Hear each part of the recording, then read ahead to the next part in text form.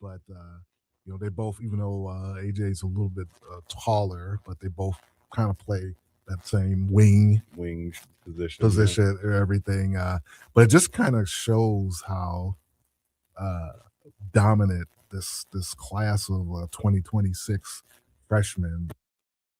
I mean, you look at a lot of the pre-draft boards and everything. It's nothing but these 2026 guys, and these guys uh, are just all across the board. Of course, you're a North Carolina fan, so Caleb Wilson obviously comes Ooh-wee.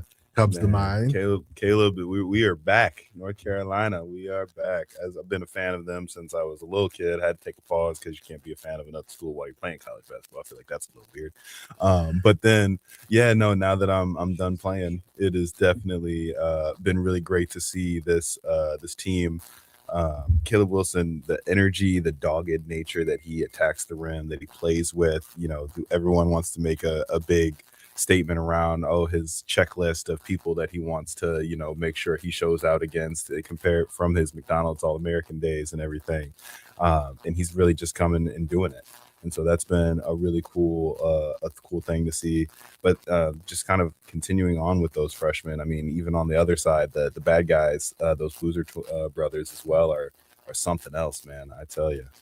We're talking it over with my nephew, Robin Thompson. This is another version of the young and the old, I believe. I don't think we were on the air. I don't think we didn't have any sound, so I just wanted to reintroduce the young and the old. Of course, Ryan Swingler, of course, joins me for this segment as always. And Robin Thompson, former basketball standout at MICDS, Missouri State, played collegiately, and Maryville University as well, joining us in the studio as well, having a lot of fun. We were talking about right now some top freshmen in the country. Ryan, who do you like among these young guys here? Well, I think there's two number one picks basically in AJ and Peterson. I can't choose right now, but I like AJ because he plays like the whole game, but I understand why Peterson may sit out. And just wanted to say on YouTube, on radio, we were all good. For YouTube, it was kind of like okay, so that's what it was. So radio, we were good, but for some reason on YouTube, somebody I'm gonna call it out.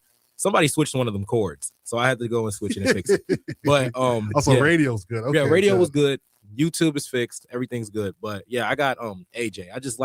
I think AJ's gonna have more of he has more upside being like 6'9", but Peterson is a bucket getter. Like you can't go wrong with any of those picks. The Boozer twins cool too, but those are like some star picks. And one guy that's kind of emerged, and he's been a favorite of mine watching him in high school, is Keaton Wagler of Illinois. Oh, yeah. From Shawnee Mission Northwest High School. And I've enjoyed watching him in high school. And not only has he become a really good player, he's become a great player already. 46 points at Purdue in a victory. That's phenomenal stuff right there for a young man. Getting back to Caleb Wilson, you see because of his attitude as far as how he plays the game, there's comparisons to KG, Kevin Garnett, that's long, thin, but just plays with a big giant chip on his shoulder. Like I'm a dog, exactly. I'm the number one guy, and he plays like it every time he takes the court. Yes, no, he definitely does that. I can definitely see the KG comparisons, maybe a little bit more guard skills than KG, but that's just the nature of the game overall as it's matured over the years. You're not seeing as many stretch fours. You're seeing guys who are just tall that are all basically wings as well, but then can still do all the things inside. So definitely excited to see kind of where he goes. That KG comparison is actually the first time I've heard that. So that's, because of his the nature of how he plays, like you said, he doesn't have any friends out there on the other team. He's just out there. Don't need friends. We have those people. later. Absolutely. I was impressed with Arizona, the number one team in the country.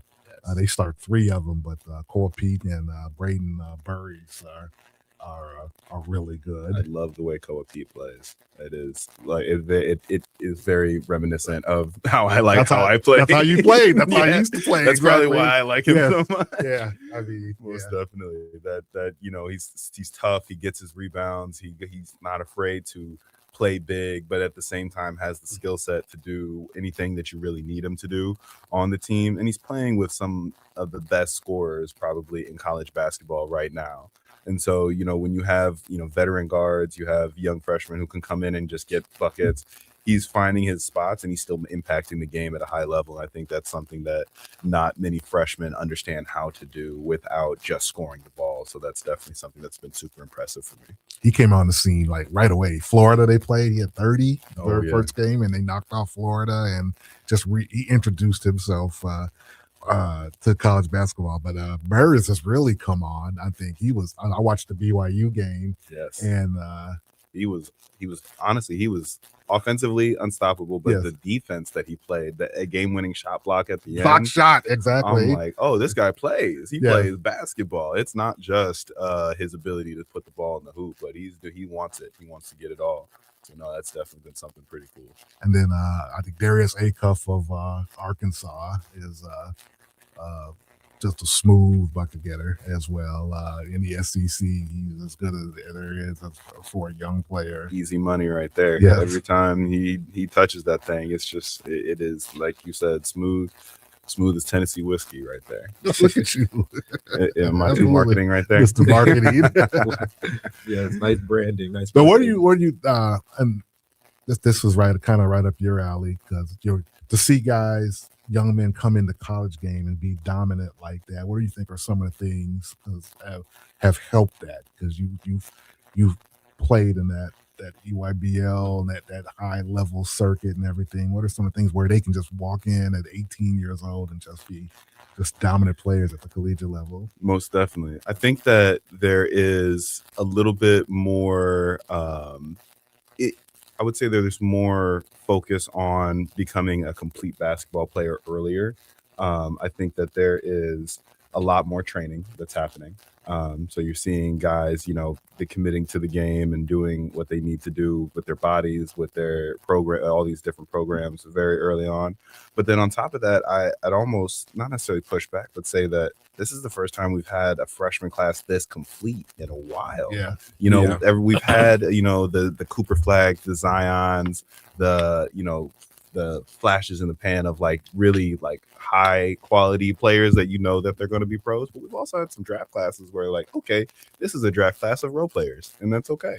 And so I think that there's definitely been Now this class this flow. rookie class right now, a lot of freshmen last year, pretty good, aren't they? Most Yeah. definitely. Con Kneppel is nice, man. And that whole Cooper- Charlotte Hornets team, Yeah, basically. Charlotte Hornets is nice. They just can't win. Like Yeah. it's just like It I comes was with so age. high on the Hornets this year, but they just can't win. It's just they're like I call them the opposite of the Thunder. They're like an AAU team as well, but they're like the goofy AAU team. Like LaMelo's running out. in the wrong look who locker the room. face of the league to franchise is Like- LaMelo. Absolutely. It's just and then Brandon Miller. He's nice. He just always gets hurt. Yes. So it's just I like seeing him on the court. But yeah, I like the Hornets a lot. Absolutely. I'd almost like to give them just maybe another year or two. Mhm. Exactly. Because I think they can reach that Thunder status. I mean, when you look at the pieces that they have, the Con Knippel, LaMelo Ball, Brandon Miller, even our St. Louis native, Brian Brian Kalkbrenner, he's been amazing as Yeah. a big. in Miles this league. Bridges is a good player. Bridges is great. Also, We got another guy, Sion James. Zion Yes. James. He's very That- underrated. From that vet same right Duke there. team. Yeah. Yeah, and he came in as a rookie vet, basically. Yes, in my exactly. opinion, he knows how to play the game the right way. You talk about fitting in where he gets in, he makes it happen. And so, I mean, he got used to that playing with the Cooper Flag and a Con Knippel as well. So you're seeing, I think this team is probably 1 or 2 years away, but also at the same time, it's going to take some leadership. I Yeah. think the coaching has to be correct. The franchise has to invest in the team. Maybe 1 or 2 vets that you can bring in that knows what championship mindset looks like and can actually speak to the young people at the same time. That's going to be the key to that team really taking off. Okay, and before we go to our break, I want to talk to you because we're going to talk a lot of NBA in the next segment as well. We were talking about training and playing at a high level. You had an opportunity to experience the EYBL for a summer. We've talked to Tony Irons, who led Bradville Elite to the national championship, and we've talked to Quentin Coleman of Principia, who's part of that championship team, and just talk about the level of play and Yes. each game. it was my greatest summer of watching basketball, just watching that circuit. It was just That was a good amazing year. Good summer for sure. And you're spot on with that. The EYBL, it's a college league essentially. I mean, honestly, it's a pro league if you're being really honest, because most of these kids that are playing this you're going to see them on draft day. You're going to see them playing on Christmas Day in the NBA later down the line. And so you talk about the level of play. You cannot take a day off. You cannot take a game off. You cannot take a minute off. Otherwise, you might end up on a poster. You might get your ankles broken because these guys are coming. And most of these guys, like the days of AAU where you are just kind of waking up after eating flaming hot Cheetos and just kind of just chilling. Facts. And you're doing that's gone. You better come with your stretched out foam roller ready to go. And especially for someone like me, I wasn't someone who was just born naturally gifted like that. So I definitely had to work my way into being the athlete that I was. I had to prepare for these guys. I mean, I'm thinking back to my time. I played a Houston Hoops team that rolled out Justice Winslow at the point guard, and then you got Justin Jackson at the 2, Kelly Oubre at the 3, and then another 6'8" and a 6'10" after that. So we walk out to the starting lineup. I don't even know who to guard. They all my height. Winslow at the 1. Justice Winslow was the point. And our point guard at the time, Lil T, man, this man's like 5'10", 5'10", 5'6", 5'3". Really? Yeah. I'm like, and could hoop his tail off. Don't get it twisted, but man, they're huge. And so you're running into in an NBA lineup right now. Yeah. And so the competition is definitely something at another level. Honestly, it is at a higher level than you probably will see in college because there is less teams, there's less dilution. You're running into someone great every single night at every single position because we're the best of the best in our cities. And so, when you go to college, there's some significantly more teams, there's significantly more opportunities. Someone might have got in, and they might not have been as good or they might not have worked as hard. And so it's been it was a really cool experience to be a part of that. A couple of names, and this is like 2013. That's what I'm saying. I'm like, so you're talking Jalen Brunson or Mac Irvin Fire. You're talking Jaleel Okafor. I know he was a dog. Devin Booker, Grayson Allen. You've guarded Mikal Bridges. That didn't end up great for me. These are guys that are still guys right now in the league 9-10 years later. So it was wonderful basketball. So when we come back, we're going to talk a little more NBA basketball. Get my nephew number 1 Robin Thompson and Ryan Stingler's thoughts on what's going on around the NBA. You're listening to the Earl Austin Experience. We'll see you on the other side. From Soulard to St. Charles, if people in the St. Louis area are talking about it, the news got around, the talk of the town. So are we, the Lou Information Station. Streaming 24/7 at louinfo.com. Lunchtime just got a whole lot better at Hot Shots Sports Bar and Grill. From mouth-watering wraps to loaded quesadillas to bold, flavor-packed sandwiches, Hot Shots has something fresh every single day, along with your favorite wings, burgers, and pizza that you know and love. And don't sleep on those Hot Shots tacos. Plus, if you gotta be in and out quick for lunch, Hot Shots has you covered every day starting at 11 a.m. Find your nearest Hot Shots Sports Bar and Grill now at hotshotsnet.com. That's hotshotsnet.com. Fast Track Auto Transport has been a trusted leader in vehicle shipping for over 25 years, providing reliable, affordable service across the U.S. Fast Track offers fast and safe transportation solutions for individuals, dealerships, fleets, and businesses of all sizes. The Fast Track team prides itself on honest communication, competitive pricing, and real-time tracking, which gives our customers peace of mind from pickup to delivery. Whether you're shipping a single car or managing a large fleet, Fast Track delivers a smooth, hassle-free experience every time. Come see why Fast Track Auto Transport has been St. Louis's go-to company for all your vehicle transport needs for over 25 years. The trusted way, the safe way, the Fast Track way. Visit ftautotrans.com or call 636-677-9004. That's ftautotrans.com or call 636-677-9004. This is Mizzou wide receiver Kevin Coleman Jr. And I'm Mizzou linebacker Josiah Trotter. When we hit the field, we have each other's back. And off the field, we got James Carlton and State Farm covering us. Thanks, fellas. Nothing beats college football season and nothing beats saving money. Just by getting a quote from our office and mentioning Mizzou, we'll make a donation to support Mizzou's will to win push on your behalf. No strings attached. So you're supporting the team just by checking your rates. Doesn't get any easier than that. It's so easy. Check them out online at carltoninsurance.net. MIZZOU. Let's talk about your health insurance. There are a lot of reasons why people need affordable health insurance. But here's the bottom line. You know you need affordable health insurance. For you, a spouse, a family member, whatever. I'm going to give you a free hotline to call to find affordable health insurance that can cover all your health insurance needs in case you get sick or have an emergency. Plus, cover vision, dental, and more. And there are no long-term commitments.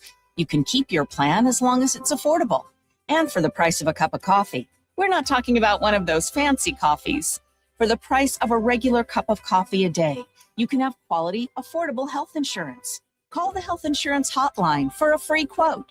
800-373-8414. 800-373-8414. 800-373-8414. That's 800-373-8414.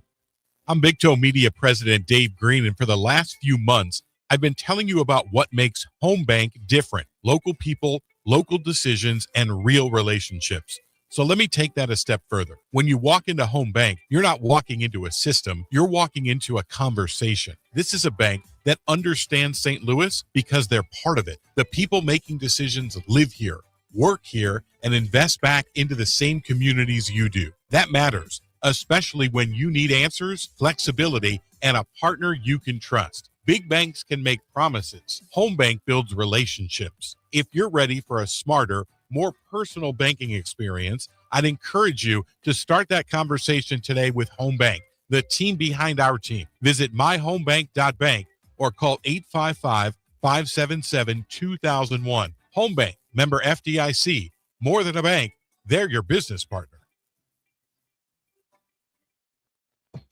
You've seen this. It's brand new. Are you online? Oh, hey. Oh, so you're new here. All right, let's get cracking. Okay, then maybe you should check out our website. You're insane. Well, you download songs illegally from the internet. LouInfo.com. The Lou Information Station. 590 AM KLIS, Wood River, St. Louis. Our origin story begin.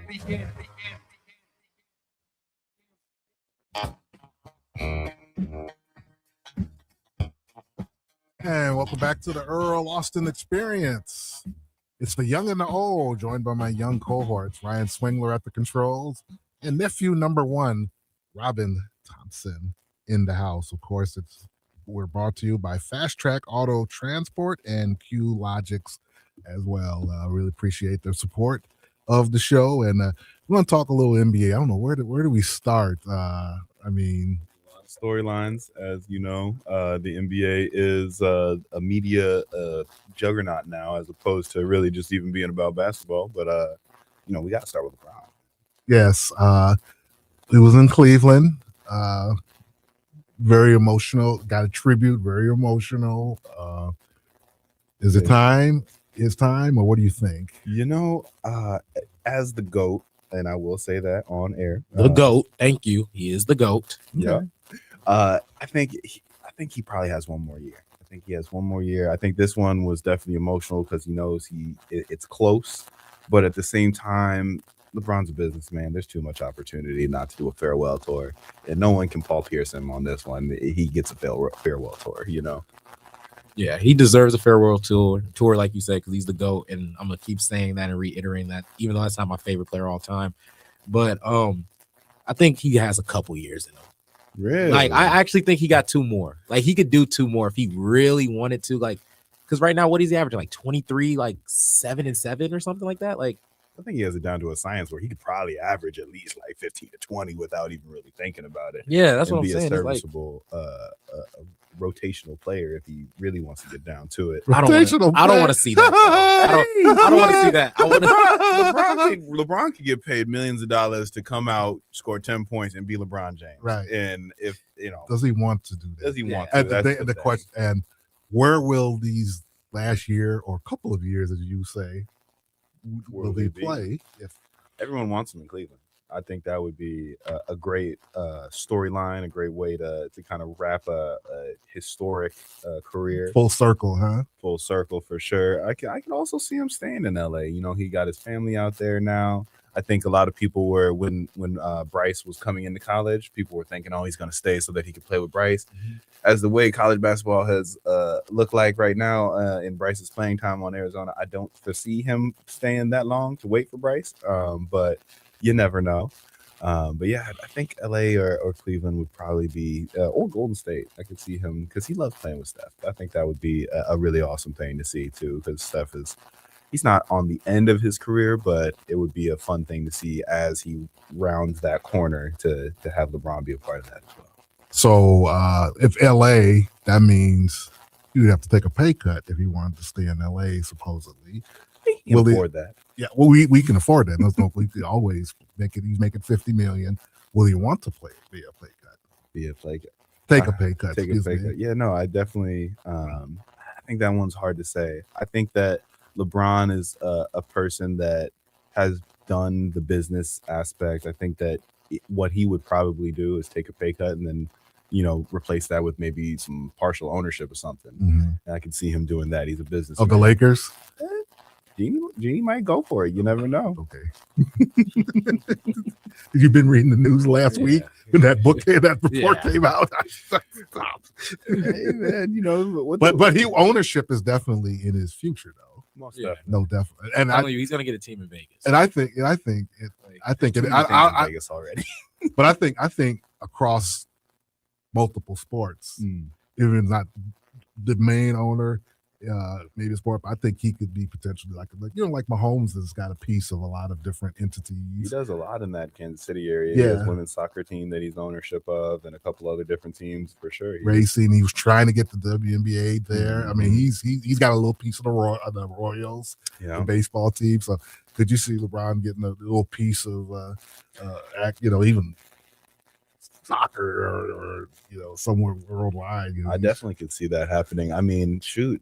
Maybe I'm just reaching a little bit. The Dodgers and what other LA teams are out there that he could possibly be a part of. That there's another great Laker that's already on the Dodgers fold, and so why not? Why so get him a they shot? Got the connection. Yeah, that's true. It's about who you know, not what you know. Because like I say, Magic, he's got the Dodgers. He's got he's in the Redskins, I believe. Mm-hmm. I forget what other. But he's got, not to mention all his other businesses. But Magic has an empire. Empire, for sure. Empire. Yes, fantastic. But like you said, it's the league. It's so many great storylines in the league with the young talent really ascending. You still got the older players playing at a high level, playing with good teams now, and it's. Like I said, we've seen the league. It's the changeover is happening, which is good. Do you think the league is in good hands with these young guys? What you've seen, obviously we got guys in their prime. These 25 and under guys. You think the league is in good hands for the future? I think that it is. I think that there is I think what the league is still looking for though is that next LeBron. I think that there is a lot of guys that have the potential to be that, but we haven't seen someone just take that step. I don't know if it's a European thing and that they. Yeah, that's what I'm saying. Do you want the next European or the next American? American to be the leader, because obviously Victor Wembanyama is the guy. He's every story is about him and the way that he's playing. He's lights out, man. He's dominant, and he hasn't even really matured into his. Oh, he's not even yet. Close to his prime. You're right. And so we're seeing that. We see Ant-Man. He has the potential to be that, but he also. He can't get it done in the playoffs, so we got to see that happen. He's 24. He is 24, but we also held Jason Tatum to that standard at 24. And that was idiotic. That is what they did. But I'm just saying what the people are seeing when even when Jason won it, they were still questioning. because now it's idiotic. Jaylen Brown. Yeah. And Jaylen Brown wins the league or the finals MVP, which I have feelings about, but that's Me too. Absolutely. That made absolutely no sense. They don't get there if Jason is not doing Right. that. Like that's cool that he scored like all the points at the end, but like, hey, he would have been scoring in Cancun if it wasn't for Jason Tatum. Right. So that is absolutely ridiculous. But I think that even that's crazy enough that or crazy to think about the fact that Jason and Jaylen Brown and that kind of era, the Devin Booker, all of them, they're the elder statesmen Right. now. They're not like, Steph and LeBron and KD per se, but they are in their prime. Yeah. And so now we have that young group that is coming in. And then tailed and kind of at the moment with Cooper Flag being like the kind of the youngest of those guys that could potentially really take off. And then obviously, you have John Morant as well, who still skill wise, I think is one of the better players, but it's just he has to get out of those extracurriculars and It might have passed him by, unfortunately. I think it was all set for him to be the face. Him and Zion came in together, and both of them. You can't miss that opportunity because people are coming, right behind you, and Ed came through, and like you said, Now Cade, Wemby, Cooper, all these guys are. I mean, he's still a good player, but that superstardom and folks, it's constantly changing, and it comes at you fast and everything. It almost is like that Brandon Ingram now, Yeah. where you had that potential to be a little bit more, but now you might be kind of that B, that Robin to the Batman. Right. You have to prove yourself all over again to be. And like I said, I don't know if it be at Memphis or anywhere like that. I guess we got the trade deadline next week, and I guess everybody, what will happen with Giannis? I honestly, Miami. go ahead, you got it. My bad, but Go ahead. I've been saying this for 2 to 3 years, man. He is getting traded to Miami for Tyler Hero, somebody else, and like 2 first rounders. I've been saying this for like 2 years. Just send him over to Miami, man. Get that culture where he wants to win, man. Just send him over there. Don't send him to the Warriors. They don't have enough talent to trade for him anyway. Like, unless they're gonna take Jimmy Butler's injured self and something else. Like, it doesn't really make sense to me. Now, they've been holding on to Tyler Hero like he's Pat Riley or Eric Spoelstra's son. For some reason they love they Tyler don't want Hero. Tyler Hero, And I don't see Giannis. I really do hope that Giannis does get a chance to move into a new situation. I don't want him to become Damian Lillard and just be loyal till the end of your career, and you never get something built around you. But I don't think the Miami is the space for him. And I was a Heat fan for the LeBron era, and that's about it. But I just think that, and hey, I'm proud about it. I let you know I'm a LeBron fan, and that is wherever he's at. That's what I am. But I think that the culture of the Heat culture sometimes gets in the way of greatness. Now, LeBron, D Wade, and Bosh were so great that they could handle that and continue on being who they are. I don't think everyone is capable of doing that, and I think Giannis could definitely get lost in the fray for at this point in his career, because he's looking for someone that's going to, or a situation that's going to allow him to win a championship. And the Heat culture and building and developing, and we love those undrafted guys. And Giannis doesn't need undrafted guys that can be. He needs stars that can also be a supporting to him and allow him to suck in. So I like the Golden State comparison, because if Giannis is drawing all that traffic, and then you have Steph and some other different shooters, because you can't leave Steph. What are you going to do? So Giannis now is playing 1-on-1 or 1-on-2. You need 3 people to build a wall to stop him. And now that this becomes a lot simpler of a game, in my opinion. Oh no, I think it would be perfect for him to be on the Warriors. I just don't think it's like possible unless the Warriors like. Yeah, what the people say they have the package and draft choices. What is it? What is it? It's Kuminga, guys. Everyone wants Kuminga. Everyone wants Kuminga. Yeah. Yeah. But that's what I'm saying. I just don't really see that package being better than like an all-star and maybe like a 3-and-D like Wiggins and like 3 first rounders. Like, I don't see the Warriors stacking up against that. Right. I just don't. So that's the only reason why I think Miami is a fit. But I would rather him be on the Warriors if possible. That's how I'll say it. That would make the West interesting. Who do you like in the West now, given health of everybody? Jokic just came back last night. I guess Gordon's out, but given the health, obviously that plays a part. Who do you like in the West if everybody had good health? I mean, the Thunder are obviously the team to beat here. I really enjoy watching them play. That this energy that they bring, everything that propelled them. They seem like they're poised to do something from a dynasty standpoint. They're young. They have the core. They have the right mindset. I can definitely see that. I also think that Spurs are close. Really, really close. They're close. They're dangerous. Castle is something else, man. I watched a little bit of him at UConn, but I didn't realize that he was going to be what he is being right now. So yeah, I like the Thunder as well. Like that's the team, like you said, the team to beat. But I'm a Lakers fan, man. I if you have the GOAT on your team, you always got a chance. And Luka, Austin Reeves gonna come back.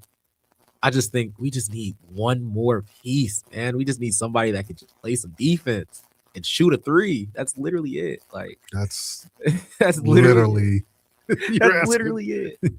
We need defense and 3-point shooting. Okay, I'm literally one guy that can guard the point of attack and just hit a corner three, and maybe Ayton start playing like a big for real. And then maybe I'm saying you asking for it quite a bit there. Every team Ayton's been on, they've been asking him to play like a big. Yes. It ain't happening. I even yet. like Jackson Hayes more.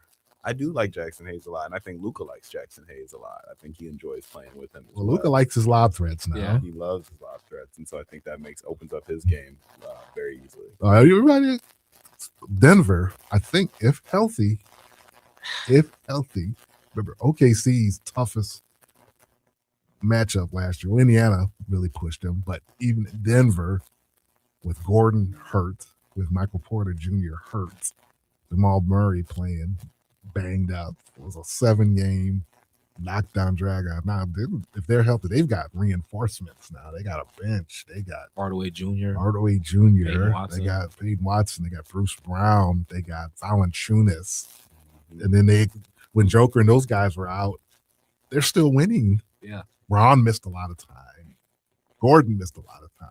And obviously Joker missed 16 games, and they're still winning games. So I guess if the question is, do I think that they have the talent? Yeah. But do I think that they'll be healthy at the right time? Well, that's why I said health. I mean, like I said, health is always, well, like I said, game 7, Tyrese ruptures his Achilles. They could have, and he was off to a hot start. Yeah, he was going crazy. And that's the thing. That was his moment. That was his moment. So that's the thing. You just don't know. It is a game of attrition, most definitely, obviously. And so whoever is the healthiest at that time, I think that's what OKC obviously. They had a great run, but they stayed healthy. Remember, Chet's got injury issues as well. Remember, he missed about 50 games that season, but he stayed healthy. Now, Jalen Williams is struggling with injuries. Mm-hmm. Wow. You notice how we didn't say anybody in the East, like at all? Well, we mentioned the West. Well, we'll go to the East there. I'm just saying, I don't think no, they're really, Indiana really had it going with their depth and everything, but it's hard to pinpoint like you said, a championship contender. Most definitely. I mean, the Celtics blew their team up. Yeah, but they're still good. But they might come out of the East. But are they good enough to be the best team out of the West? It's hard. No, that's hard. But that's being the best. Being the tallest person of 5'3" people. No, I think that the ace in the hole is Jason. Yeah, he's coming back. I think. You think he's coming back this year? For real? I was listening to his podcast. I know he's questioning it. Does he mess up that chemistry that they have going right now? So I don't know if. Well, that's the thing. I think they're going to be.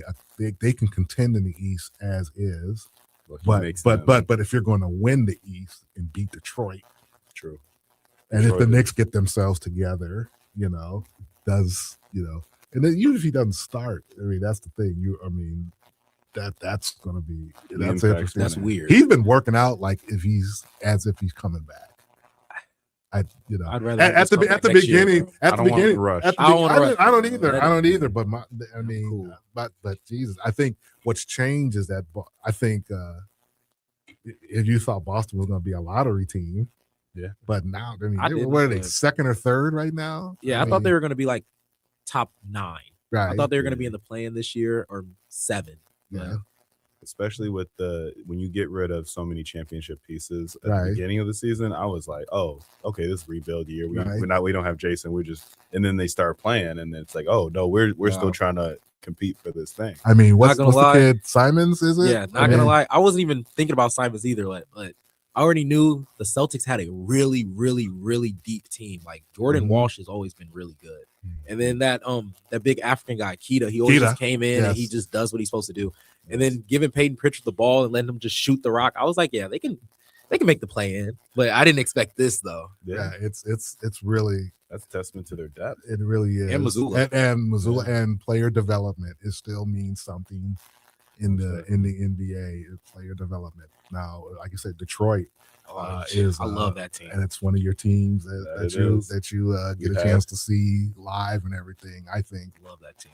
There's something to watch. 'Cause I remember they went through a stretch where they were missing 6-7 dudes and winning. Yeah. I mean, Cade was gone, Ivy was sitting over there, Duran was hurt a little Duran, bit. Beef Stew, all the guys, and they were beating people. They beat Philadelphia, they beat Chicago with 70. Tobias Harris and they were still winning games. This team is definitely one of those teams that has the potential to go all the way, quite frankly. And Cade has really stepped into his stardom. Yes, what we thought we were going to see when he was at Oklahoma State and was doing all these things. Like I know there were some growing pains in the beginning, and you had to build some pieces around him and get him some piece. But man, he is playing like a man. And it's been great. What's crazy too? They were never that bad. Like if you actually watched them while. Did Like, you see the game where the season where they won like 10 games? Okay, when they were losing, when they were on that losing streak, they were in close games. I remember one game against Boston. Like, Boston, it was overtime. Like they were Me going to too. overtime multiple times in that Yes. losing streak, and they Yes. just kept losing, bro. I'm like, they just need like one more like bet or something. They just need something.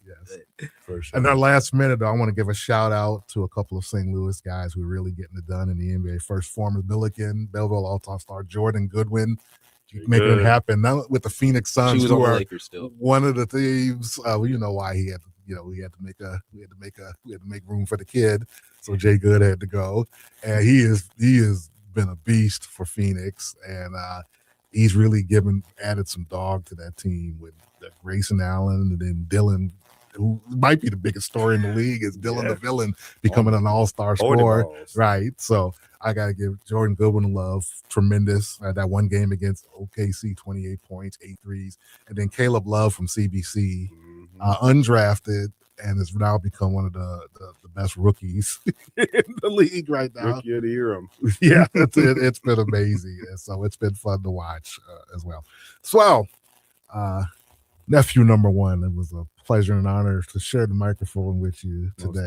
definitely. I We've spent a lot of time in the gym, working out, working on your game, working on everything, but have you in this realm as well. It's been a pleasure of mine. I'm glad you were able to make time, because I know you're out seeing the family. You brought your family here, and I'm glad you were able to make some time with more and spend some time with old Unc. Of course.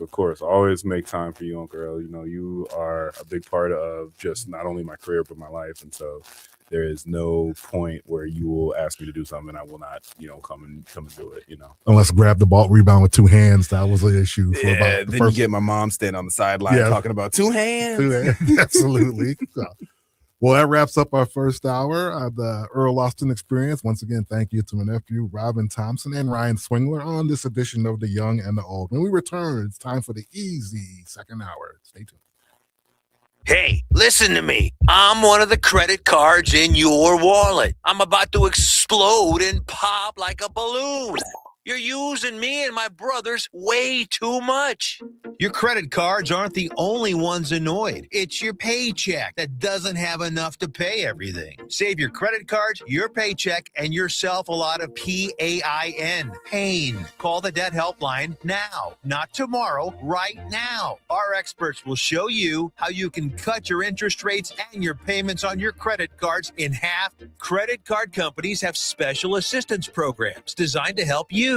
Make this 100% free call right now. and learn how you could get out of credit card debt. Here's the number. 800-406-6569. 800-406-6569. 800-406-6569. That's 800-406-6569. Paid for by Zero Debt.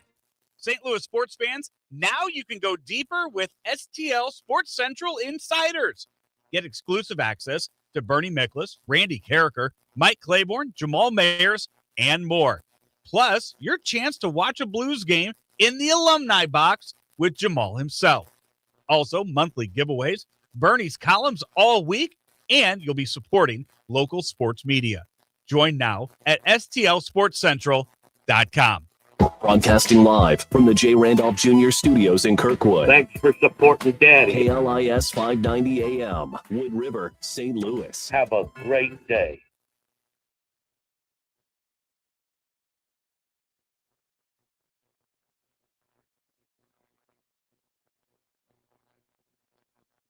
You're listening to the exclusive home of Fighting Illini football, the Lou Information Station, 590 AM KLIS, Wood River, St. Louis. USA Radio News, I'm Chuck Brady. Well, you may not have heard about it, but the federal government is shut down again. It's a partial shutdown, at least for the weekend, and it comes after funding for many agencies lapsed just after midnight Eastern Time. The Senate has passed a spending measure. It's believed the House will act fast on Monday to pass it, which would avoid a prolonged government shutdown. But the deal provides funding for the Department of Homeland Security for just 2 weeks for ICE while the reforms get hashed out, and then the government shuts down once again. An intense winter storm has got weather back in the news. This one expected to hit the southeast and mid-Atlantic state with a blizzard forming off the east coast. That'll bring torrential driving conditions, driving snow, hard winds, coastal flooding to states like North Carolina, Virginia. This week's Arctic blast tested the state's power grid in many states. Texas says they did well. Florida residents bracing for some of the coldest weather they've seen in decades. At the Tampa Zoo, they are protecting the animals. And in New York City, snow removal operations could continue for the next couple of weeks. After some parts of the city received as much as 15 inches of snow, it's got to go somewhere. That's why the Department of Sanitation is working to melt it. One of the unique things about the snowstorm was it brought frigid temps afterward, as we are today. Cold temperatures have made it very difficult for any of the snow to melt. DSNY has set up 8 melting stations across the 5 boroughs, which consist of so-called hot tubs. Those tubs are huge orange bins that are placed over sewers so the snow that turns to water can be processed by DEP sewer system. I'm Natalie Migliori, NBC News Radio. A federal judge in New York has agreed to dismiss federal murder charges against Luigi Mangione. This takes the potential death penalty off the table. The ruling from Judge Margaret Garnett was one of 2 that came shortly before the 27-year-old was due back in court Friday morning for a status conference. From America's News Network, USA Radio News. Business owners, are you paying high phone bills for old school systems and lousy service? StrongTel cuts your phone bills in half and turns every phone you own into a feature-rich business system. Sean Roddy, CEO of Hennings Brothers Drilling, had this to say: "We've been a StrongTel customer for over 10 years. It's great. It even includes an intercom with video to our equipment yard. I can watch live from anywhere with my smartphone. I'd recommend StrongTel to anyone. Never miss a customer call again with your StrongTel business system. StrongTel is a proud iTex partner and always welcomes your iTex dollars. You'll get award-winning StrongTel service, a business-class phone system, and cut your phone bill in half.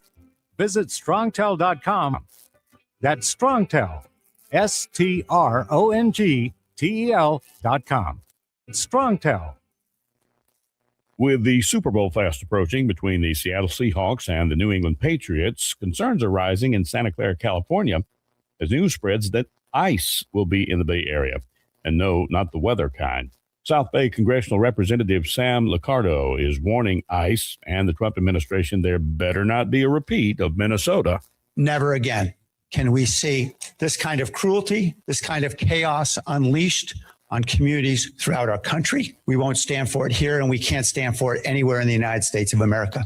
South Bay Congressional Representative Zoe Lofgren says the president and Secretary Kristi Noem have essentially been telling agents they can do anything without consequences, and that's just not true. It's important that that word get out to these agents, that if they commit violence and crimes in our community, they'll be arrested and prosecuted. From our One Toke Over the Line department, the California Supreme Court has ruled that a ready-to-smoke joint in a car is like an open beer, and that gives police cause to search. Loose marijuana debris doesn't count, but the court argues loose marijuana isn't immediately usable, so it can't be treated the same as a joint. Police can also charge drivers with an open container violation if the marijuana is ready to smoke, not just loose flakes somewhere in the car. The ruling reverses earlier court decisions that said loose marijuana was enough for a search. Doug Brady, USA Radio News. iLocal.net is offering a free website analysis to improve the online presence of your business. Business owners across the U.S. turn to iLocal.net to improve their search engine rankings. Search engines are constantly changing their algorithms. You need the professionals who know how to use those changes to benefit your business. Don't hope for new customers. Get found and be chosen. Visit iLocal.net/go for your free website analysis. iLocal.net/go. Lunchtime just got a whole lot better at Hot Shots Sports Bar and Grill. From mouth-watering wraps to loaded quesadillas to bold, flavor-packed sandwiches, Hot Shots has something fresh every single day, along with your favorite wings, burgers, and pizza that you know and love. And don't sleep on those Hot Shots tacos. Plus, if you gotta be in and out quick for lunch, Hot Shots has you covered every day starting at 11 a.m. Find your nearest Hot Shots Sports Bar and Grill now at hotshotsnet.com. That's hotshotsnet.com.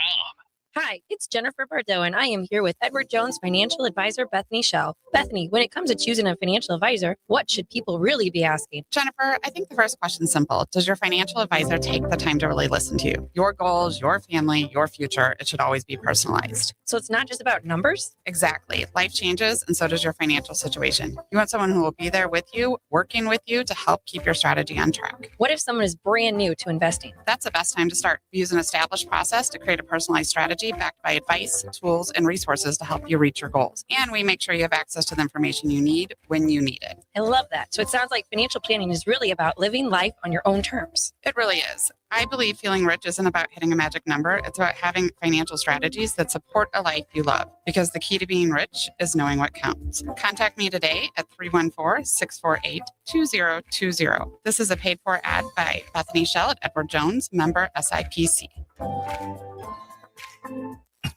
Is your brand stuck on the sidelines? Tired of feeling like your marketing budget is just warming the bench? Well, then it's time to get in the game with EyeSight Media. We don't just put your brand near the action, we put you in the action. Imagine this, your company front and center, showcased in NCAA and pro stadiums and arenas nationwide. If you're ready to elevate your brand to MVP status, don't miss this shot. Visit eyesightmediagroup.com today to apply for an in-arena partnership. That's eyesightmediagroup.com.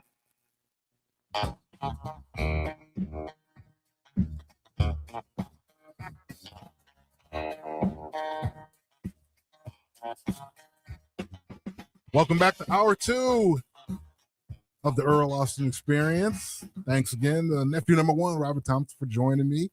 For the young and the old, Robin and Ryan Swingler had a good time there, first hour. Of course, now it's time for hour number 2, the easy second hour, and joined by my man, Hall of Famer Ron Zetcher in the house. How are you? I'm doing well, Earl. How about you? I'm doing great. You're a happy man. Unbelievable last night. It was how many threes? 17, I think it was. No, 15, I think it was.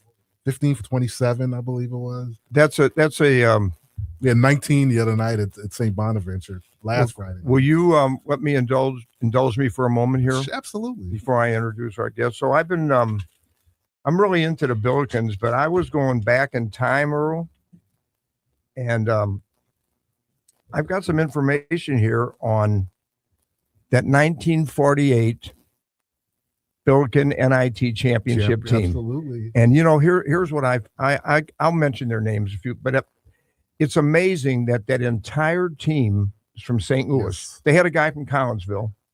I think Joe Ossola. Is he the guy from Collinsville? Yes. And then our guest here, who I'll introduce in a little while, he's a Normandy graduate, and DC Wilcutt on that team went to Normandy High School. Mm-hmm. And I just think we have to remember that team, because this team this year might be another champion. Oh God. I mean, you know, they were the NIT champions, Right. and the NIT in those days that was the tournament. That was it. You had to win. If you won your league, you played in the NCAA. So there were like 25 teams, maybe. I don't know. But to win the NIT, and golly, they had 15,000 people greeted that team at Union Station when they came back after they won the NIT. And think about that. And then, you know, you had DC State here and did a phenomenal job over at CBC. And then, well, heck, the guy who was with Majerus at Marquette, Hank Raymond was on that team. And gee whiz, somebody. You had the cast from Beaumont. Well, Lou Lehman from Yes. Beaumont. Now, you might, do you know of Lou Lehman at all? No. Well, Lou Lehman is probably the first official. I think he is the first official to ever work in a big time major college conference. After he got out of there, he was a basketball guy, high school, but then he became the first St. Louis guy. I know this for a fact, and I don't know many other facts, but he was a Big Ten football official, Lou Lehman. And people forget the names, you know. So if his son's listening today, your dad was well respected, and he set the bar pretty high for a lot of us guys. Let me introduce our guest today. Our guest today is Mr. Joe LaRue, who has a 20-year career as a NFL football official.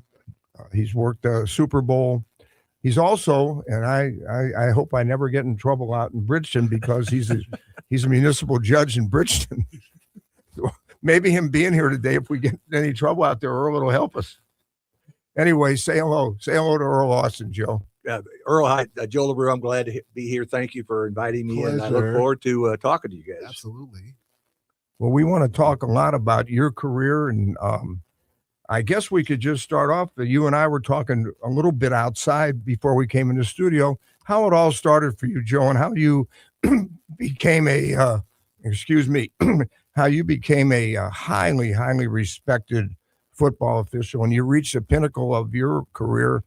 As we talked about, when you work a Super Bowl, there's not much more you can do as a official. Well, you threw out a lot of names that touched upon my career. I went to Normandy. I graduated 70, and I played football, basketball, and baseball. But John Masterson was my basketball coach. Joe Memlitz was over there. He was my sophomore coach, and so forth. That's a lot of basketball knowledge there. Wow. And basically what happened is I played football for a short period of time in college and finally figured out that I wasn't going to have a career there, and switched over, graduated, went to law school, graduated at St. Louis University at 77 from the law school. And I got a job at the public defender's office in St. Louis County, and I was making the whopping sum of $15,500. I had got married. My wife was due. It was expecting, and that was my total earnings right there. And then I ran into Coach Masterson and Coach Meyer. Bob was a football coach, and they said, "Why don't you get into officiating? Maybe pick up some extra bucks." So I started doing the basketball, and then the next year I got into the football, and it just it's kind of like you get this disease. You just got to do it. You want to do it all the time, and I really enjoyed it. But that's where it started. John Masterson was a Beaumont grad. Did you know that? You said, what year did you graduate from Normandy again? 1970.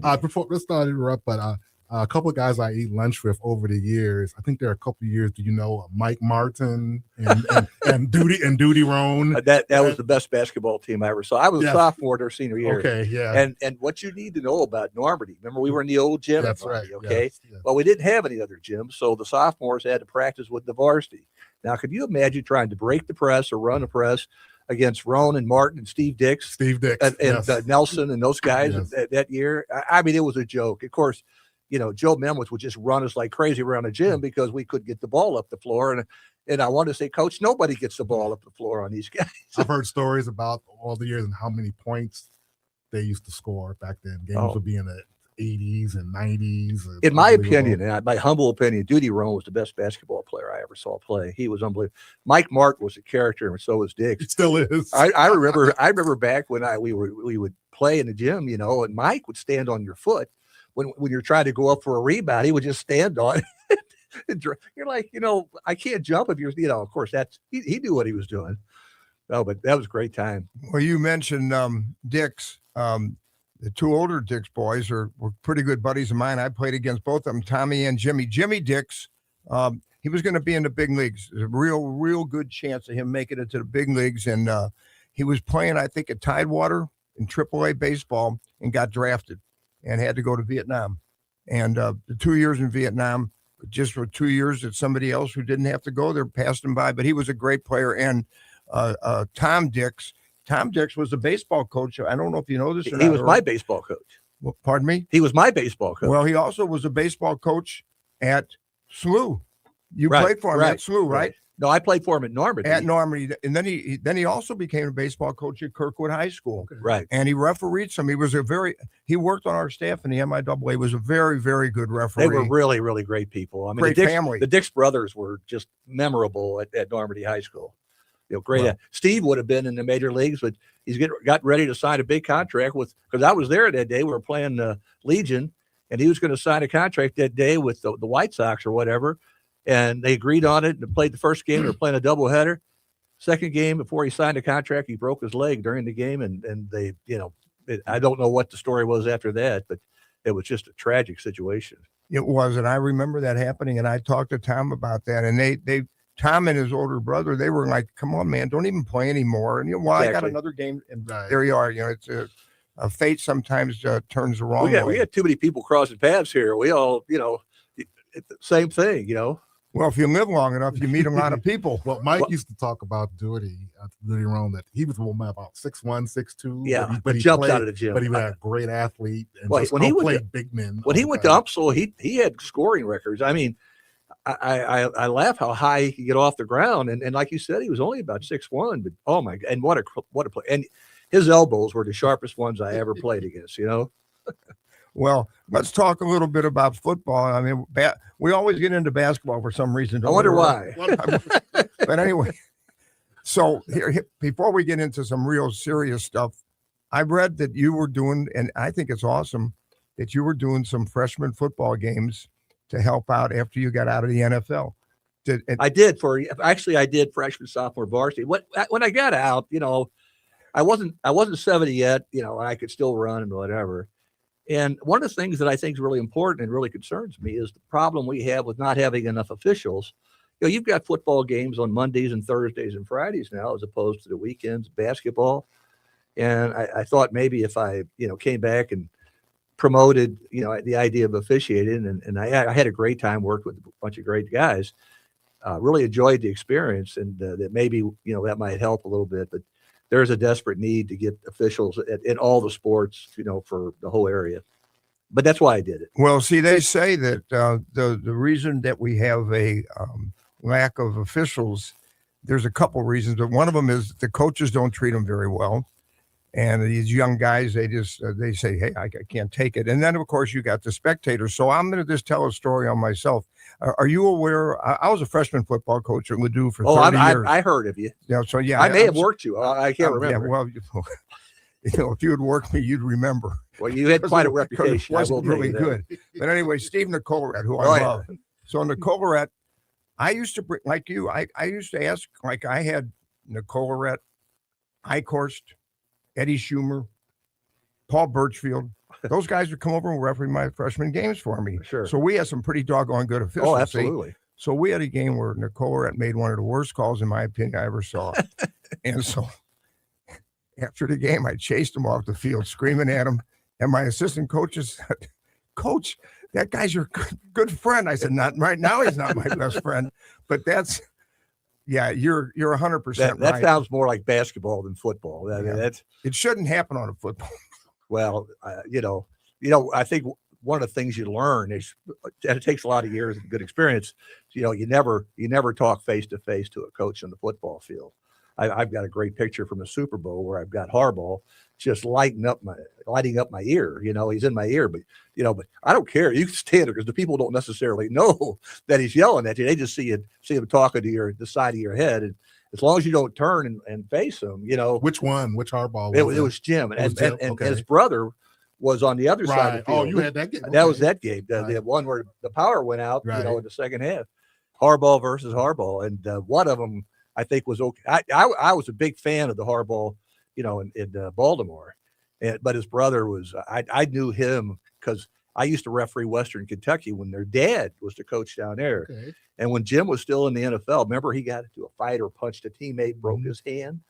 So he couldn't play, but he would come down to his dad's game. And I remember telling his dad, get that guy away from me or we're going to be walking off 15 every time he looks at me, and so forth.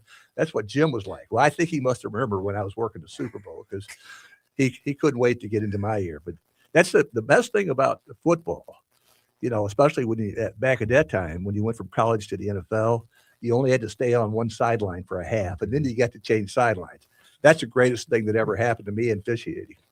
Well, you had some great success. Let's talk a little bit about some of the guys that you officiated with to begin your career in the NFL, and some of the really good. I'm going to say that everybody who wears a white hat's got to be pretty doggone good, right? But some are better than others. Yeah, and what you have, in fact, part of the problems that like Carl Manson and I, because we came up together, is that when we got into football back in the late 70s, early 80s, and there weren't that many crews, okay, but you had all these great, and I don't want to say old, but older officials around that, were legendary that, if you were lucky, you got an opportunity to work with, but it was kind of tough to get into those games because they had their own crews and what they wanted to do. But no, you're right. I'm having a blank here, but I can go right down the list of all the great referees that were working the high school game. And then you go back, Rich Hantak and Barth and all them. I've got programs from when I was at Normandy where they were refereeing my game back in the late 60s. I mean, that's, where these things started. Yeah, well, you talk about Barth and Hantek. There's two guys who wore a white hat from St. Louis. And their reputation in the NFL is unbelievable. I mean, as two of the greatest referees. Gene had already passed away before I got to the NFL, and Rich was in his last year or two, and Carl was on his crew. And again, I give a great deal of credit to Gene Barth for getting us started back when we were trying to move up to high school to college. And then Rich, was just unbelievably helpful to me and supportive, in terms of getting to the NFL and whatever. But, when I left, I mean, the stories about Rich, about how, how respected he was as a referee. I think he's probably one of the best, if not the best crew chief they've had in the league. And I remember who was the Green Bay quarterback back then?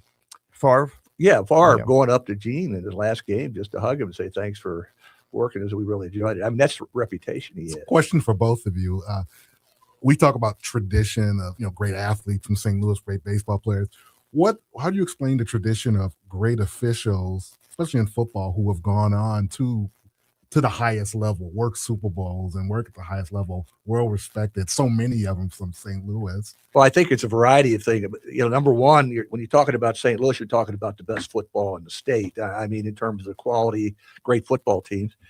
But, the opportunity to work, with some of these guys who made it, and then what I think was very beneficial is that they just didn't think about themselves. They went back and helped others, worked with guys, helping them get better and get experience and things like that.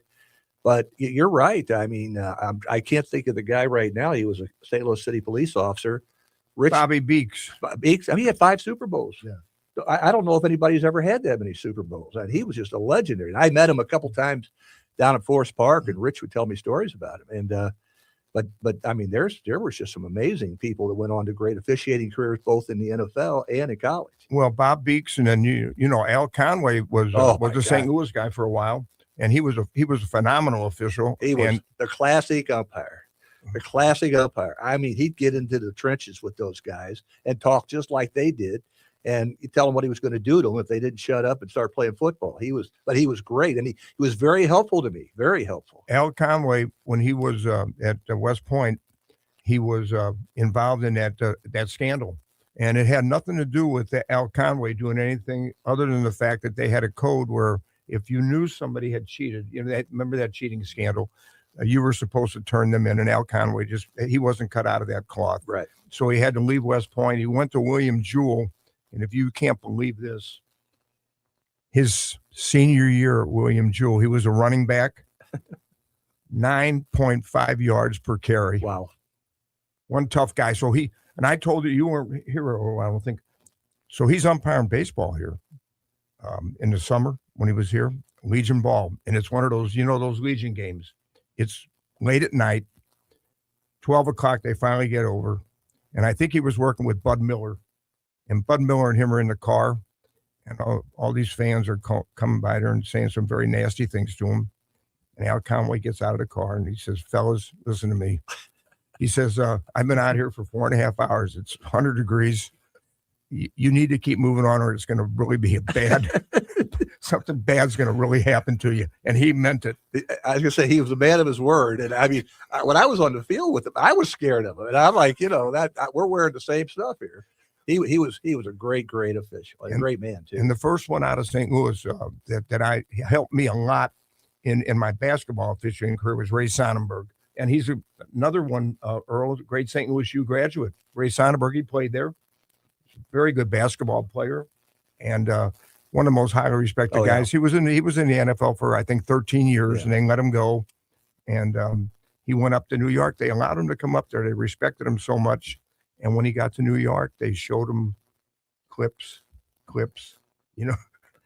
Yeah, I know how they do it. They had them all, and Ray thanked him. And Hantek told me when he was on the show, you weren't here the week with Hantek, were you? No. Hantek said that the day he got hired in the NFL, he called Ray Sonnenberg to tell him, and, golly, sure. Ray, thanks for help, because Ray Sonnenberg, and he didn't know that same time Ray Sonnenberg had just been fired. And he said, Sonnenberg didn't say one negative thing. He says, you're going to have the best career, best time you'll ever have in your life. Yeah. Yeah. It's your goal. And when you get there, you just, you hate it when it's over, but problem is when I got into the league, they were only 2 decades younger than me. When I left, they were 4 decades younger than me, and I was getting close to 70, so it was time to go. Well, tell me how you felt the day you got that phone. How did it when you got the phone call and then we can talk about your son, and we're hoping. Can we talk about it on the air today? Sure. About your son? I mean, he's working today in the Senior Bowl, and we're hopeful that he's going to get an opportunity. But I've done this for a few years now, but he's an outstanding official, and he's a great father, great husband, a great son. And, we're all rooting for him. And your grandkids go to a great school system. Yeah. They're over there with you. They're over there with you. Hey, look.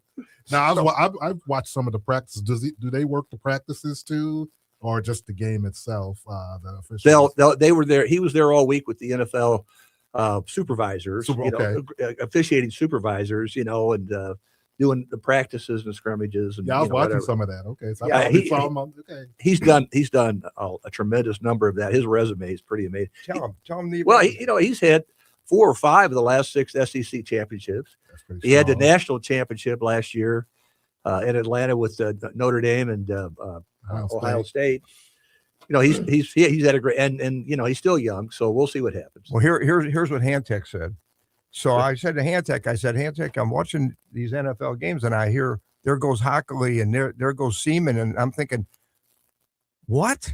Those guys going to be 75 years old. And Hantek says, oh, no. That's their sons. I said, oh, so there's a little, and then he says to me, I don't know what Joe did, because his son's not in. Who did he anger? Tell him what you did. Well, I told my son he probably ought to change his last name. I was probably from I work for a labor law firm and we represent unions. Okay. So like the 3rd or 4th year I was in the league, they asked me if I would be the grievance chairman for the union, and then the secretary of the union. So I guess for 15 years, I was on the other side of certain situations and disputes with the league. I really don't think that's a factor, but you just wonder. But it's probably a coincidence. I say coincidence, but I'm hopeful. I mean, again, I worry about it more than he does. He's got the greatest attitude. He enjoys what he's doing, and he's at the pinnacle of college football. And we'll see what happens. And he's working today, but I hope I don't jinx him. But he's a great official. Well, let me ask you this. If your son becomes an NFL official, will you critique him each week or will you leave him alone? Well, the first thing we're going to do, we got a bottle of Patty Van Winkle that's at the house that we're going to break. I've been holding it now for about 10 years. You know, my one son's a firefighter. My other son, he is a principal at the Ferguson, Florissant School District, and we're all football guys, and we'll get together for the Super Bowl. But literally on game days, I usually, text Justin, my college football son, and say, "Hey, good luck," and so forth. What channel are you on? And then there are times, after the game where he'll say, "What'd you think about this call?" And or I'll say, "Hey, take a look at this," and whatever. So that's a normal process. I was telling him earlier that, during these games this time of the year in the NFL, my phone just lights up every time the officials throw a flag, and somebody wants me to say, "Was that a good call or not?" And I try to stay away from that in the sense of, I'll give him my opinion, but it is kind of funny how many calls or text messages I get during football, especially when we get to the playoff part of the season. Where did your son start his career at unofficiated? High school here in the local area, and he was a college baseball player. But he started locally, and then he moved fairly quick. He got into Conference USA, and did real well there, and then got into the SEC 8 or 9, 10 years ago, something like that. And and I will say this, and I'm not judging the SEC against the Big Ten because both of them are great, the best two conferences. But when you work at that level, you're working just below the NFL in the sense of what's on the line and the quality. And I'll tell you what, if you haven't had an opportunity to work in the South, where football is just like a religion. You go into those stadiums, and it's an amazing experience. 100,000 to Tennessee, and they're into it. So the tailgating and all that.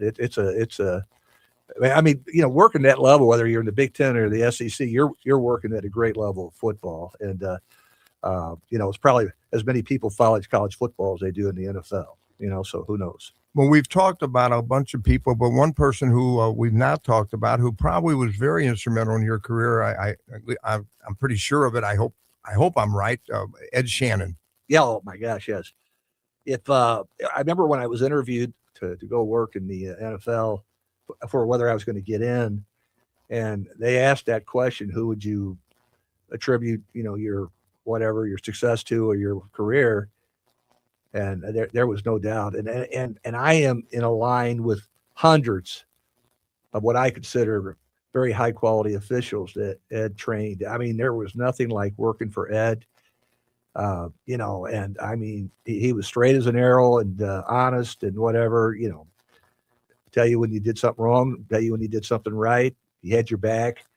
But I learned more from him than anybody. Well, we okay, Earl? Yeah, take our break there, give him more time here. Yeah, well, Gene Barth and Ed Shannon. So I'm a pretty young umpire, and I'm umpiring a baseball game over at McCourt, and Barth's the first base umpire, and I'm behind the plate. And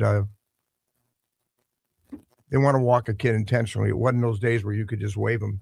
So I tell the catcher, I said, "Hey, now look, we don't need anything unusual. Stay in here until that ball's pitched. You know what I mean? Don't be jumping out of the box, and it's a balk." And, "Yes, sir." Well, the pitcher throws that pitch, and the catcher waits too long, and the ball goes back to the screen. So Ed never yelled. You know how he was. He's just looking at his catcher like.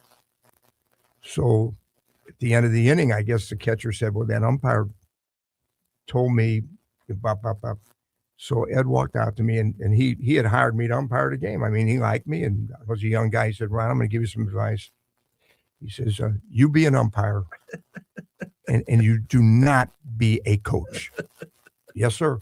It was a great lesson. Sounds like it. We're going to take a little break here, but when we return, we'll have the next half hour of the easy second hour. Stay tuned. Hot Shots Sports Bar and Grill has a new menu. freak out. The Hot Shots favorites are still there, like their famous wings, tacos, burgers, and pizzas. Plus, sure to be new faves like Big Philly egg rolls, the Bold and Hearty Slugger sandwich, the Buffalo Chicken Pizza, and 2 new Carolina Gold and Bourbon Glaze. And making a comeback, it's the return of Hot Shots' legendary waffle fries. So now there's even more to love at Hot Shots. Come try out the new menu at Hot Shots Sports Bar and Grill. Find the location nearest you at hotshotsnet.com. Hey, listen to me. I'm one of the credit cards in your wallet. I'm about to explode and pop like a balloon. You're using me and my brothers way too much. Your credit cards aren't the only ones annoyed. It's your paycheck that doesn't have enough to pay everything. Save your credit cards, your paycheck, and yourself a lot of PAIN. Pain. Call the debt helpline now, not tomorrow, right now. Our experts will show you how you can cut your interest rates and your payments on your credit cards in half. Credit card companies have special assistance programs designed to help you. Make this 100% free call right now and learn how you could get out of credit card debt. Here's the number. 800-406-6569. 800-406-6569. 800-406-6569. That's 800-406-6569. Paid for by Zero Debt. St. Louis sports fans, now you can go deeper with STL Sports Central Insiders. Get exclusive access to Bernie Miklasz, Randy Carricker, Mike Claiborne, Jamal Mayers, and more. Plus, your chance to watch a Blues game in the alumni box with Jamal himself. Also, monthly giveaways, Bernie's columns all week, and you'll be supporting local sports media. Join now at stlsportscentral.com. Broadcasting live from the J. Randolph Jr. Studios in Kirkwood. Daddy is out of the cleaning up dump business. KLIS 590 AM, Wood River, St. Louis. Let's talk about your health insurance. There are a lot of reasons why people need affordable health insurance. But here's the bottom line. You know you need affordable health insurance. For you, a spouse, a family member, whatever.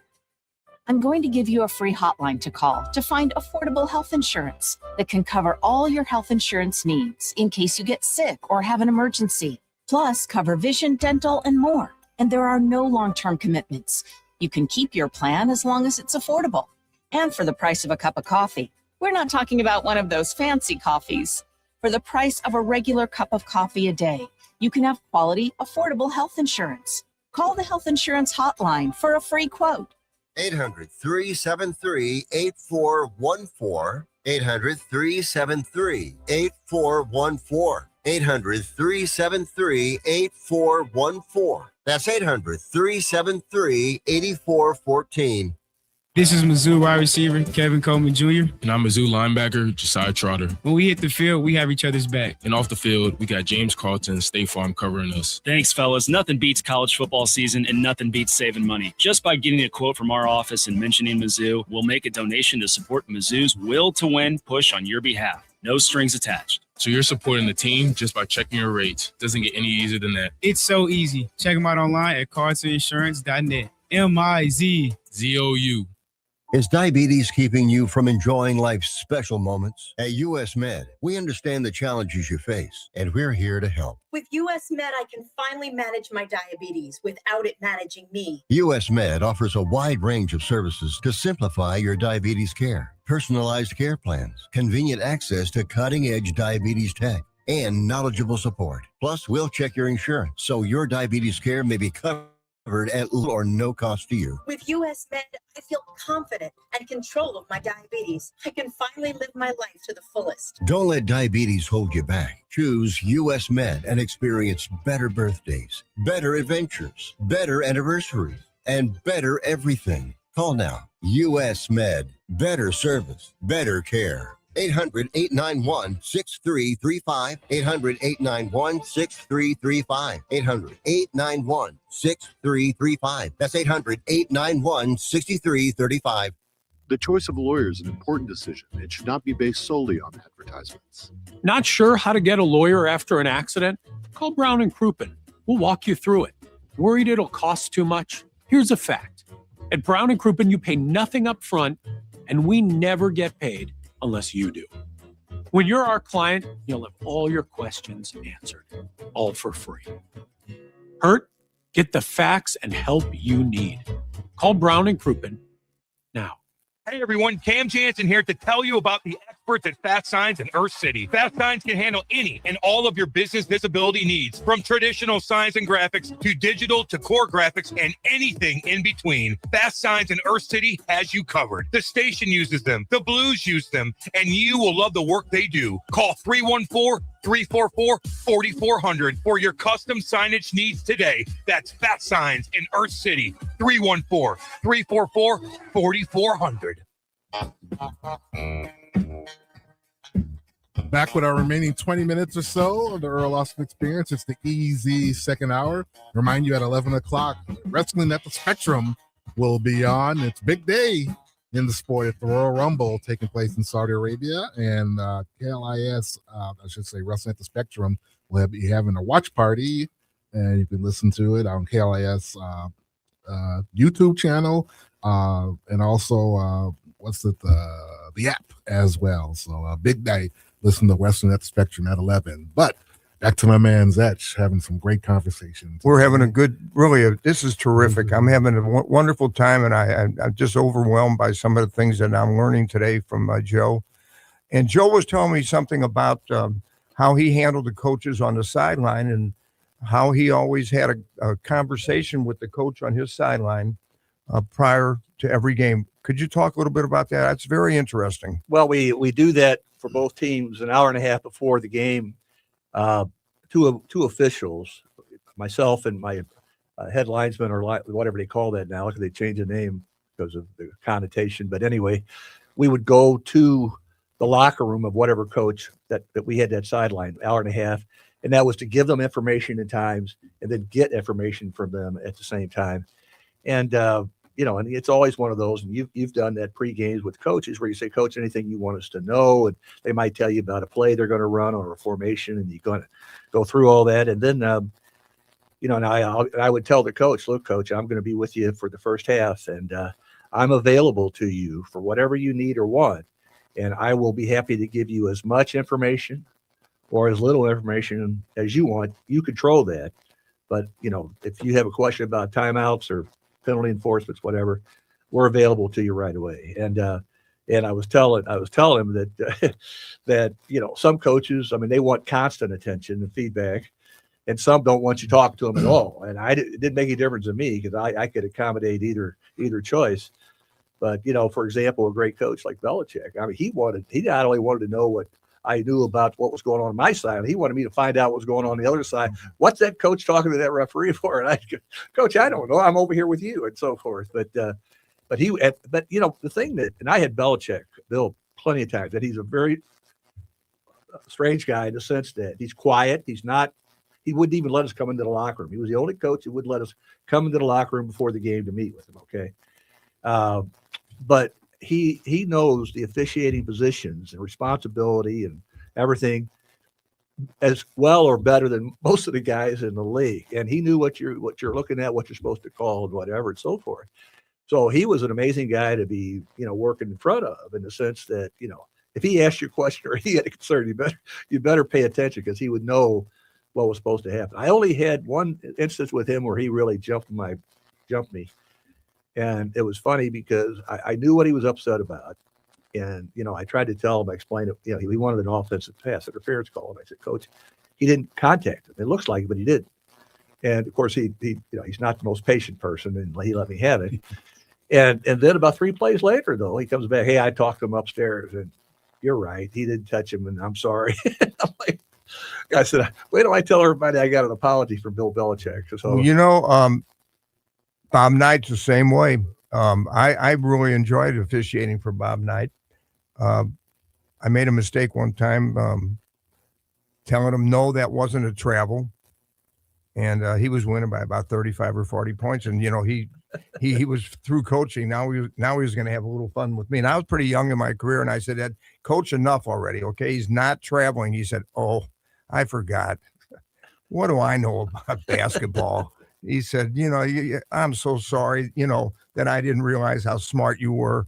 And I've realized, man, that guy, That guy's a lot smarter than Ron Zesser for sure. But anyway, on a lighter note. Well, can I add one more thing about Coach Belichick? Go ahead. Sure.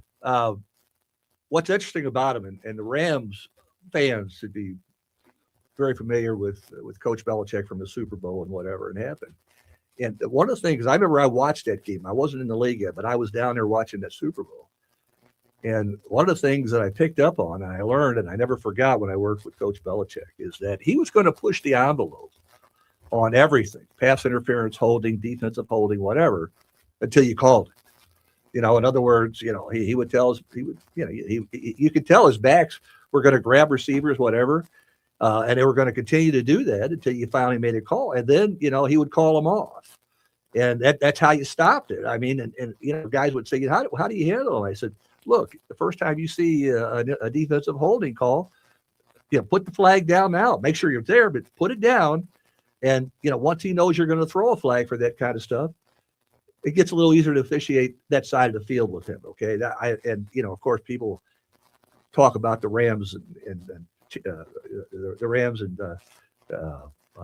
New England Super Bowl. And I think that was part of the problem. They got away with a lot because it wasn't being called early. Well, I'm not criticizing the officials. Especially Marshall Falk. That was the main target. Willie McGinnis, I think. I saw Falk trying to get out of pass plays. Every play. And they wouldn't let him get through. Every play, exactly. But that jumped out at me, you know, at the time. And then, like I said, from coaching Coach Belichick as many times as I did, I just, you know, if I had him in the first half, I was good. If something was there, I was going to get it right away. Well, you know, that's Spoonhour. Years ago, I was talking to Charlie, and you know how he used to play defensively. I mean, they would get right in your belt. And Charlie said, yeah, he said, I told our kids, you get on their belt and don't get off their belt. You hear a whistle, back off a little bit. Well, that's when we used to play Cincinnati back in the day with Huggins, and it was like everybody fouled. They can only call one, and then you call a couple, but then Huggins would he's a bear anyway. He would just jump on you. Then all of a sudden most younger friends were like, okay, Bob, I did just back off. That's right. And then it would be just back to Buffalo, the other team. Well, Joe, I asked Joe prior to us talking about this if he would be comfortable with me talking about. He had a really tough, nothing tougher, I guess, than losing his son, and it was your third year in the league, and you were with two of your other boys when this happened. Yeah, it was 2003. I guess that was my second year in the league, and I had a Monday night game in Cleveland. And the Rams were playing. So, and I don't remember what the occasion was other than the fact that I hadn't taken the boys to a game yet. And so I was going to take three of them. My oldest son, it was in college. Well, so was Jake. But I was going to take three of them. And at the last minute, Jake, who was 21 at the time, backed out. You know, he had something going to school. He had to write a paper or do something like that. So I took Justin and Jared with me to Cleveland for the game that night. It was a super game, super night. Everything was, you know, really just amazing. And then that night, next morning, we had to catch an early plane from Cleveland to get back town. And I got a call from my oldest son, let me know that Jake had been killed in a car accident. Now, you know, it's in retrospect, you know, thinking about it now, I've got to put my two sons, I got to tell them their brother died, and I got to put them on an airplane and get them home. And I went to the flight attendant and said, look, can we get the back seat just, you know, somewhere way out of the way? And we did that. And then we got back, and Rich and police picked us up. You know, I was still the judge. I was the judge then, and, you know, brought us home, and they had been at the accident scene. And, you know, they didn't share everything with the kids, but they shared everything with me. And, of course, everybody in the world was at my house by now, family. And, you know, that's what we did. I would make note, too, that one of the first groups we heard from were the Rams. Who was Mike, Coach Mike Martz. Yeah. I heard from him. He called me, and then his wife had flowers, whatever, delivered. Very touching, you know, very considerate, whatever. It was a nightmare. And in retrospect, you know, my kids were amazing. My sons, you know, in terms of the funeral and handling that. And well, I mean, we all had to, go. We had to get through it, and that's what you do. And it was a tough time, a very, very tough time. Well, but tell them about Andy Reid and how Andy Reid helped you. Well, what happened was I took a week off. I didn't go to. My crew came. My whole crew came in for the funeral that week, and then they went on. They flew down to Tennessee for their game. That's the one that I was supposed to work with them. And then I came back the following week, and we had a game in Philadelphia. I got to mention, because Philadelphia brings in a priest before the games at the hotel, and so and most of my crew, we were almost all Catholic, so we all went to mass that morning. But that's John Harbaugh was there, and he said, "Hey, he grabbed me and held me. He said, when you get to the field today, Andy Reid would like to see you." So when I got to the field that day, they were waiting for me, and several of the coaches, I knew of them. Some of them were local guys, but they were Andy's assistant coaches. And they took me over to Andy before the game, and we both broke down. Frankly, he was just like same as I was about how hard it was to talk about it. And that would have been, like I said, 2003. And then I worked Andy, for 18, 19 years after that.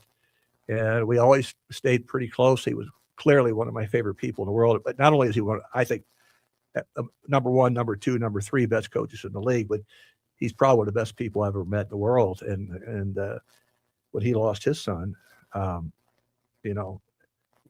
we actually shared that too. Those were the tough times, the bad times. What I would tell you about Andy is, because I worked a lot of training camps and preseason games with him, and he would meet me and he said, "Well, where are you guys eating tonight?" He loves to eat. And he would he said, "Here, I got you guys at this restaurant. We're going to go here in this restaurant. I want you guys to go over here." He loves food and whatever. And interesting story, in terms of my experiences in 2016, the last game of the year, we were in Denver, and Kansas City was playing Denver. And Kansas City had already wrapped up their spot in the playoffs. They couldn't go higher or lower. So it was a nothing game for that. And they decided to start this kid, this quarterback. You ever heard of him? A guy named Mahomes. And they put Mahomes out there. The very first game he ever worked, the very first play I think he ever officiated. I've never seen anything like it. He lit it up. He just lit the whole field up. But I don't know how many touchdown passes he had, went right down the field. They won the game big, and it was one of the most amazing things I'd ever seen. Well, then that season, Kansas City traded or released their other quarterback, who was a really good quarterback too. I can't remember his name. Alex Smith. It was. That's it. Yes. Really nice guy too. Mm-hmm. One of the worst injuries I ever saw. Yes. Yeah, But scary, man. yeah, I've been there on games like that when you see a guy with a live? leg sticking. Sorry. Huh? You saw it live, or I was there. oh man,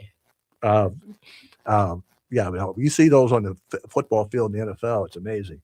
But anyway, so that year, for whatever reason, I was sent to training camp with the Chiefs, and Mahomes was now in charge. He was large and in charge, and when I said I wasn't at that game, I saw it happen. I watched the play, but so I got to watch him during training camp, and you knew you were watching the beginning of a legend, okay.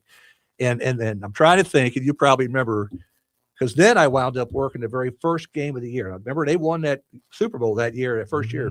Who was their wide receiver? They went to Miami. Tyreek Hill.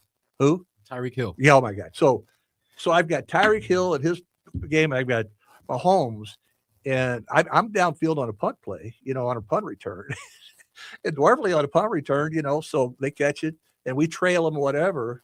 And, from a distance, and Tyreek, he left all of us by 50 yards. I'd never seen anything like it. In the same way on a pass he caught, normally, they give me a 25, 30-yard head start, so I usually can stay ahead of. I think I was halfway down the field before, he was already crossed the goal line. So you knew that year you were seeing something that was going to be, magical, and it was. And Mahomes is still that way. The most creative quarterback I've ever seen, and most talented too. Over the course of a 20-year career,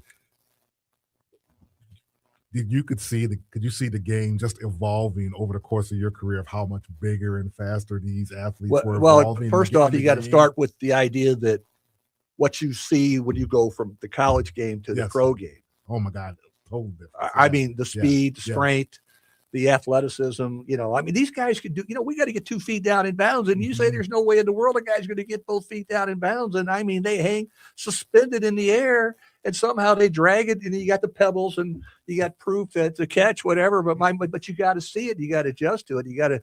Those are the things you have to transition to when you go to the NFL, and then the violence is just unbelievable. The hitting.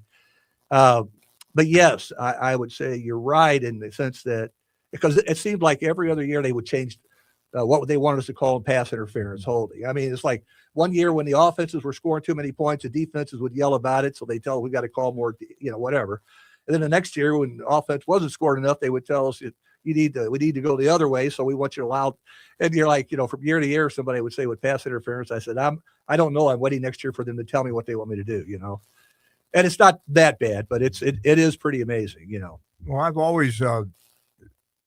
always questioned how officials in every sport are evaluated and how they're judged and so forth and so on. And, is there a lot of politics involved? And I think there is a lot of politics involved in the officiating game. Well, sure. And, I went to an NCAA tournament one time. There were 12 officials. That's how many start. You have 4 games. And so you got a meeting and you got a guy who's in charge. And this guy walked in, and Don Rutledge, who's a real good friend of mine, he's still living. He was a great referee. So this guy walks in. Now there's 12 guys there. We're all competing to work the second day. This guy walks in. He says, "Donnie Rutledge, my buddy, Donnie Rutledge. Wow." And I looked at a couple of guys. I said, well, there's 11 of us now competing.